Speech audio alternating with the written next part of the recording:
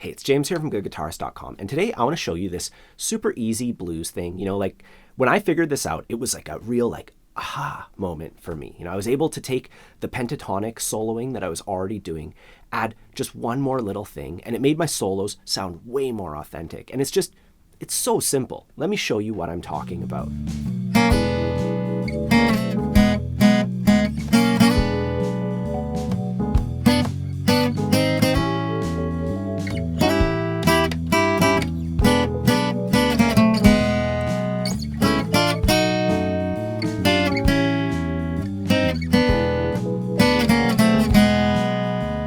And I'm definitely overdoing it there. I literally just used the same shape that I'm going to show you and the places that I'm going to show you where to play it as much as I possibly could. If I was performing, I would probably use it a little more sparingly. But my point is, you can use this thing literally all over the blues, over any of the 1, 4, 5 chord, and that's what I want to show you how to do today. First, we'll establish our foundation. We're going to be playing on a blues in E, so our 1 chord is E, our 4 chord is A, and our 5 chord is B.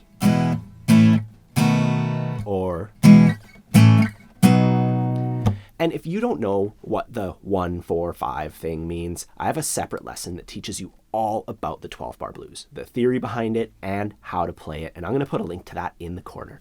But long story short, our blues is in E, and it uses this chord order right here. 4 measures of E, 2 measures of A, back to E for 2 measures, and then we have our turnaround B, A, E, E. And as for our shape, it's just 2 spots. My index finger goes on the 3rd fret of the B string, and my middle finger goes on the 4th fret of the G string. And I want to make sure that they're both ringing, so you might have to put your thumb a little lower, get your elbow in, get your guitar maybe pointing up a bit more, whatever it takes to make it feel comfortable and get those notes ringing. And these notes create an interval called a minor third. First 2 notes of O Canada, O Canada. And in the context of E, these right here are the 5th and the flat 7. And the flat 7 is that bluesy note,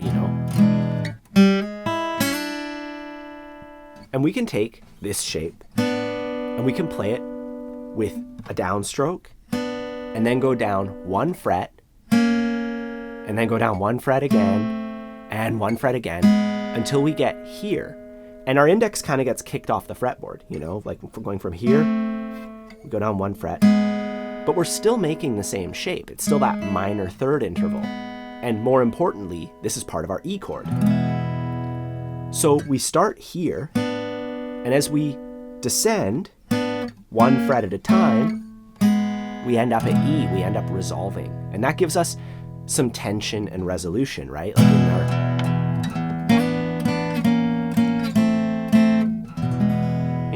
lovely little resolution, right? We could do it the other way, starting here.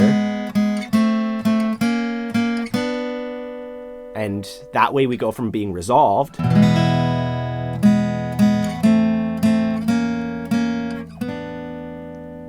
into like that flat 7, lovely tension. And our blues starts out with 4 measures of E. So you can take that, just or back up and just experiment on the blues with it. Before I show you a specific rhythm that you can use, which I'm going to do later in the lesson, I want you to know that it's worthwhile to experiment with it yourself.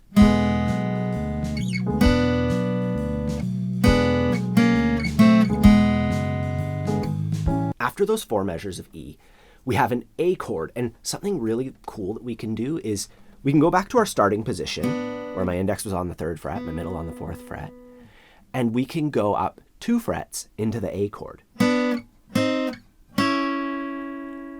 And I'm just going to make an A bar chord here. Those 2 notes are in the A chord. You don't have to play the bar chord. I just wanted to show you that it's part of that shape. So what we're doing is, from our starting position, we're going,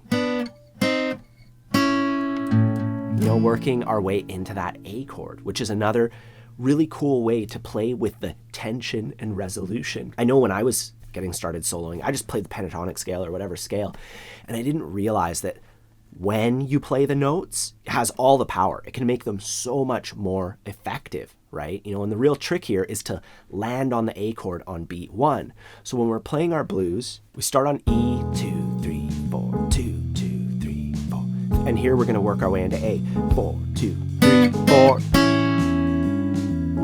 See how awesome and satisfying that is when you're like down, down, bow, right at the start of the A chord, right? And lining that up just makes all the difference. And once we're on the A chord, we can do that same thing where we go 3 frets higher and come down 1 fret at a time. So here's our A chord, and we can go 1, 2, 3, and then back down.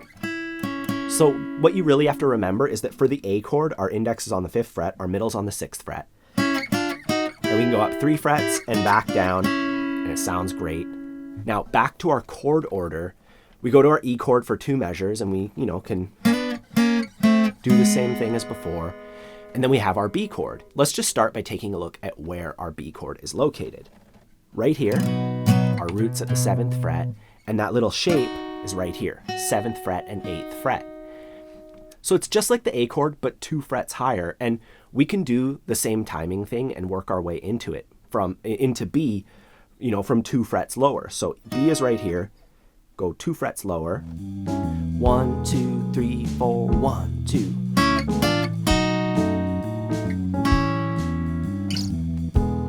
And I do have like a whole thing to show you, playing this throughout the entire blues. But I also, wanted to show it to you this way, broken down, because it's more like a concept, something that you can utilize and make your own. When it comes to actually making it sound good, the most important thing is the rhythm. And I like to think about it in landing points, like when we landed on A on beat 1. And to give you some good solid examples of it, I have a full run through using this lick all throughout the blues, and I'm just gonna demonstrate it for you.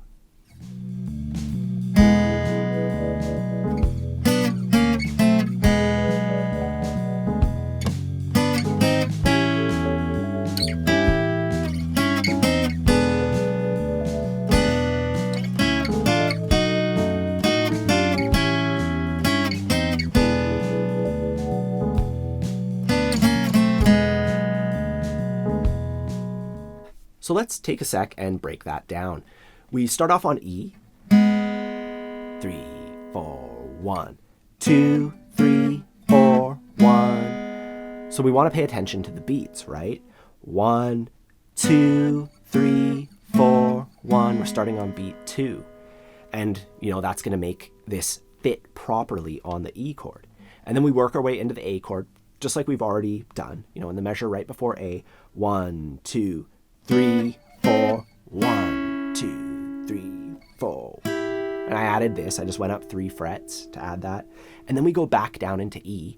Once again, in the measure before we go back to E, we're on our A chord and we go 1, 2, 3, 4, 1. Same rhythm, but we're just going backwards now, right? We're going descending. And then we take a little break.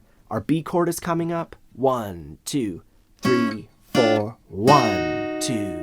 And then 3, 4, back down to A. We don't have that long on the B chord, right? So we work our way up into the B chord and then back down into A, just playing the same lick up and down basically, but doing everything going 3, 4. And then from here, 1, 2, 3, 4, 1. Going down into our starting position on the E chord, the same way that we did last time we went from A back to E. And then once we're here, I added like a little triplet thing, at the very end of it, right? So that's like 1, 2, triplet, 1. Quarter note triplets. They're a little finicky to really nail, and totally separate lesson required there. But, basically I just was on an E chord and I could go like this, back into E, just like we did at the very start. So we kind of ended with the same thing that we started with, which is kind of cool. And the tab for what I just showed you is available in printable PDF format on my Patreon page. I'll put a link down below for it. Also below and in the corner, you'll find a link to my lead guitar course, The Complete Lead Guitarist. It's designed to give you a simple path into lead guitar, whether it's the technique, improvising, jamming in a band. It has everything that you want to know from the absolute beginner level onwards. And there's more info on that in the corner. Otherwise, I hope you enjoyed learning guitar with me today. Please take a moment to like and subscribe. Hit the bell icon if you want to learn more lessons with me. And please let me know in the comments below if you have any questions. Otherwise, have a fun time practicing, and I'll see you soon.